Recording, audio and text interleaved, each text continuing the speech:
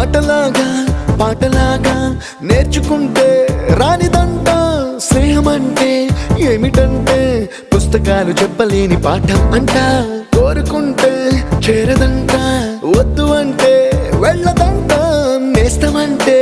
ఏమిటంటే కన్నవాళ్ళు ఇవ్వలేని ఆస్తేనంట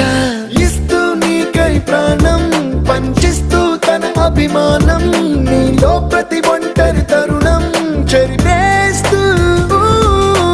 ఎన్నో వేల కథలు ఇంకో కథ మొదలు